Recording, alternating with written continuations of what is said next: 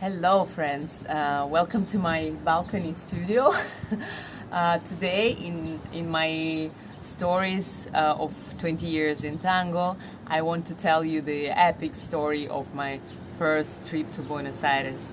It was epic because it was 2003, and for us in Moscow, Buenos Aires at that time was something like the other world we didn't even know exists. It's like where people walk upside down in the southern hemisphere, and is it even possible to go there?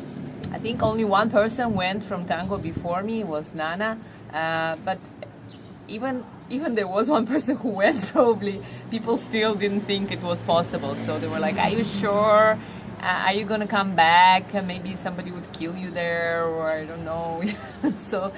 But it was a dream.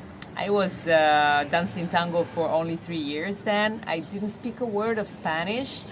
I don't know, I didn't have money. How did I do that? I saved up for a year from giving English lessons to kids. So I don't know how I managed, but I did, because it was a dream. It was a dream, yeah. Buenos Aires was something like really wow. So I ignored all the warnings. I bought a ticket with the, bless them, student discount. And who did I know there? Like almost nobody. I didn't speak Spanish. I didn't have an apartment. But I was going to people I knew, our teachers, El Pulpo and Luisa. Yes, El Pulpo, crazy, and Luisa, the sweetest person with who we became like very good friends later. But then I only knew them because they came to Russia and they gave workshops. But they were so generous. They said, yes, you should come, like you stay with us. So here I went.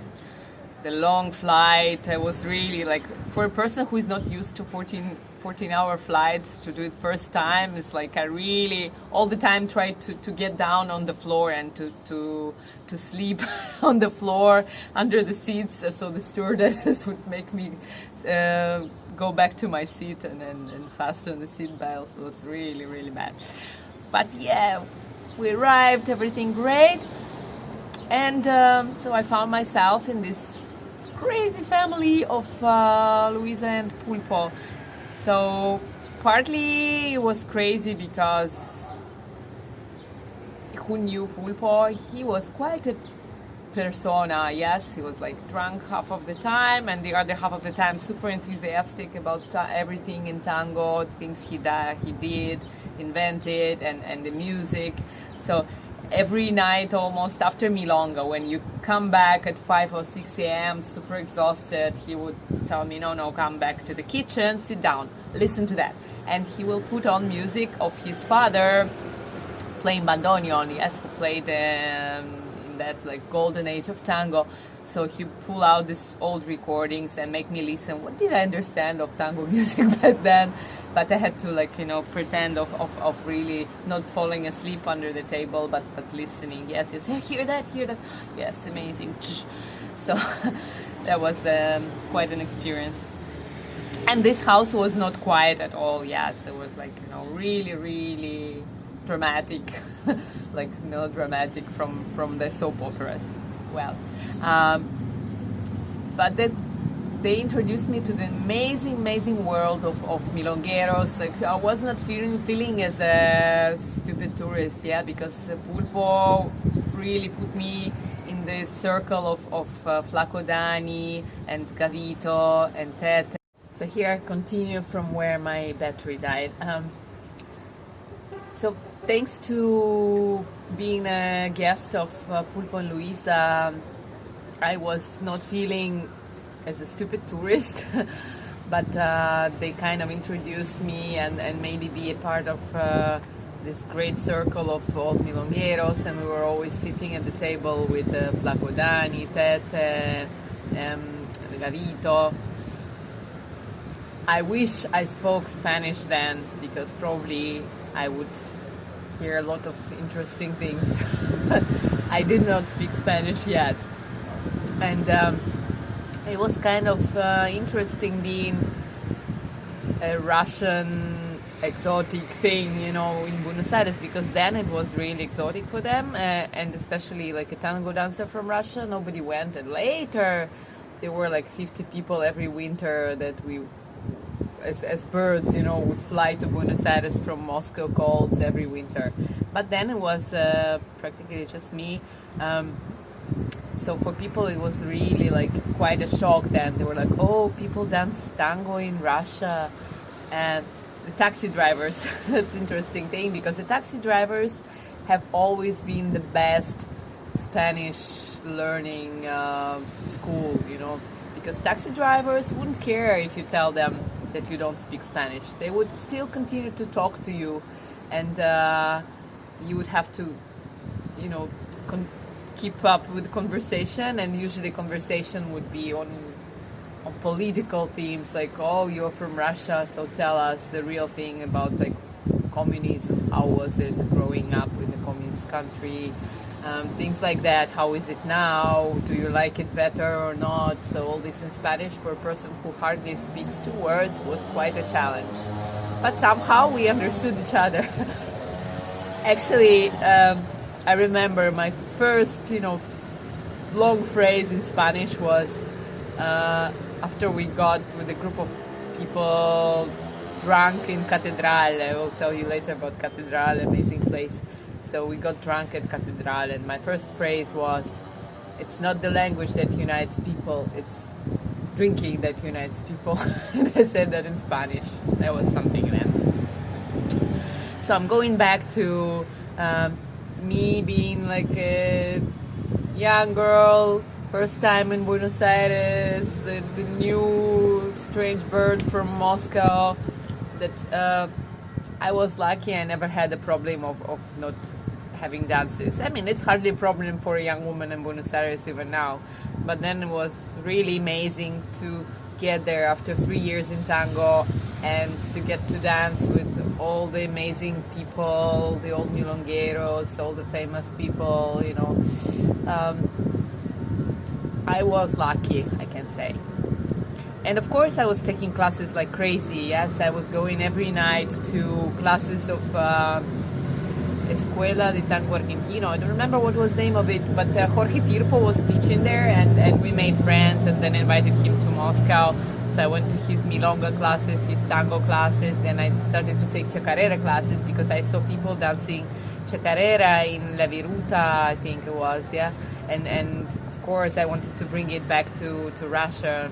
So I went to Roberto Herrera's school to take some private lessons on chacarera and zapateos. And once he entered the room and saw me doing zapateo thing with repique, and he said, "Oh, brava, muy bien." So it was a big honor, compliment for me then. The other interesting, oh, I forgot, the taxi driver story, yeah.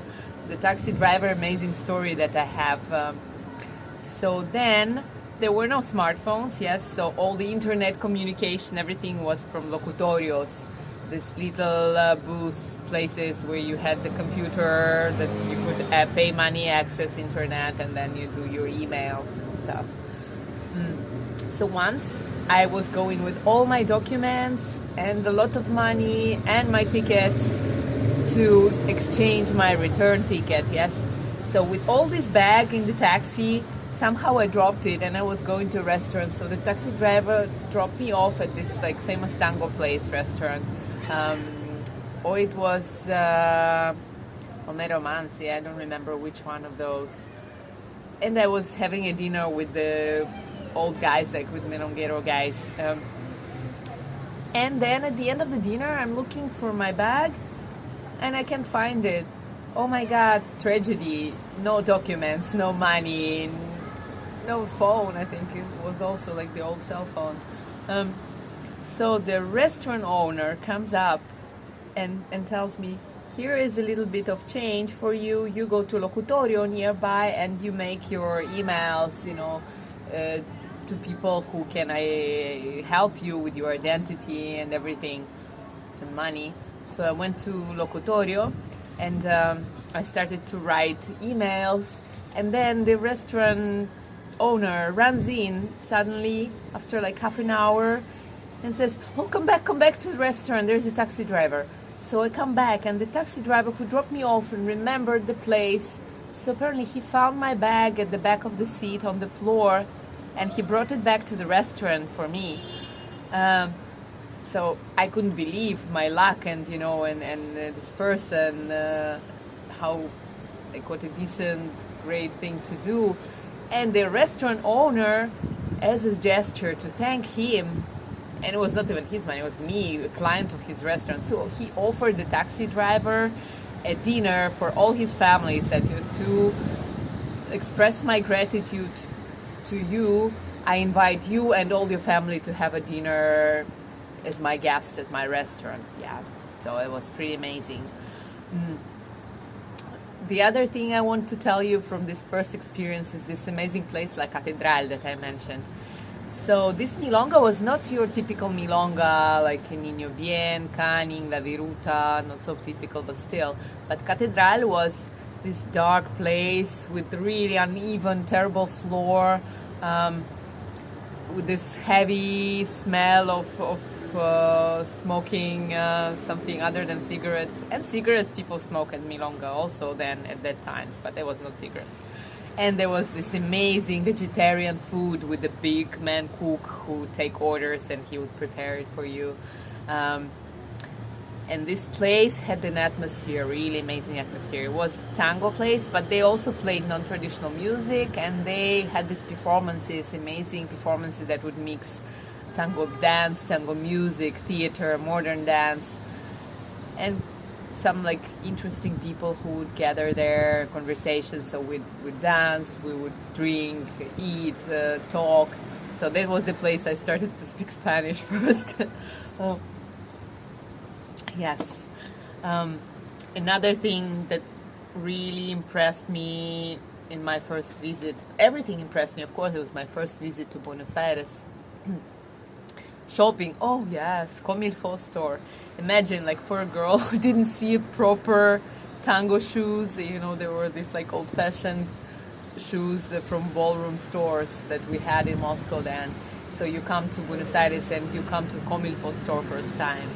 You want to buy everything, but the funny thing that they didn't have a display then, so you couldn't get to see all the shoes that they had. So you had to make friends with the girls who were the owner of the place and the girls who were selling, so that they would actually like take you to the back room and make you see all the great shoes in your size. Otherwise, you would come here into the room and they will bring you box after box, all the like things that you didn't want, like all these shoes of crazy colors and styles. And then you say, no, something else, but maybe you have something else. Okay, wait a second. And then they will bring you some like really amazing pairs. So I think I bought at least 10 pairs of shoes on that trip. Yeah, so it was impossible not to. And of course, food, meat, the alfajores. The alfajores is something that I really miss now, not going anymore to Argentina. Like cachafaz alfajores, oh, I would get some weight with those because I would just eat them all day. Dulce de leche. So yes, there are some great memories. And later, like I went to Buenos Aires every year after that, yes. Then later more people started going. We will be like as birds, yes, every winter going there with all the Moscow people and meeting old friends from all over the world. So then coming back was always like a little bit like coming back home. So you would, from the airport already, you would feel the smells, from taxis already. This is special smell of Buenos Aires air freshener. I think I didn't find it anywhere else after that. The air, the cortinas in Niño Bien that didn't change for many, many years. It was always the same cortina that brings nostalgia. The girls, the waitresses, Sandra, Nikki from Canning, that you would just make friends and be happy to see every night and then every year. It's like a big family reunion. It was. So all these years that I haven't been there, like since my son arrived in 2013 was my last trip. So maybe when I get older and retire, tango dancers don't retire, right? We don't have retirement, but maybe comes the time that I go back. And I'm a little bit afraid, sincerely, because I'm afraid not to find many things, and of course many people, all those people that were my Buenos Aires, yeah, they're passing away. This year was like, last year was really a big tragic year for us, tangueros. So I will not find so many things, and I'll find many things different. But still, I hope I will come back, because it's really like another home. So going back, I was there 1 month and a half. I a little bit started to learn Spanish. I took a ton of classes. I took a lot of inspiration. That after I came back, I opened the tango school, and I did my first tango show. And the inspiration for tango show with this amazing show that I seen in the theater. It was called Tango Protesta, I think, or the group was called that. It was not just your typical tango show with, you know, the scenes from milongas and then the history of tango, but it had some other messages, like some more universal messages and political and things, just like human things. And that's what I liked, and that's what inspired me for the show that later we did in Moscow. That's another story. So yes, that trip was epic. It was amazing, and I think I can tell every person who dances tango that sooner or later, and maybe sooner better, you have to do that. It's quite an experience, and it's worth it, and it's possible. And if I then could save money from English lessons, tutoring a young girl, then of course it's doable for everybody. Okay guys, thank you so much, and looking forward to tell you more.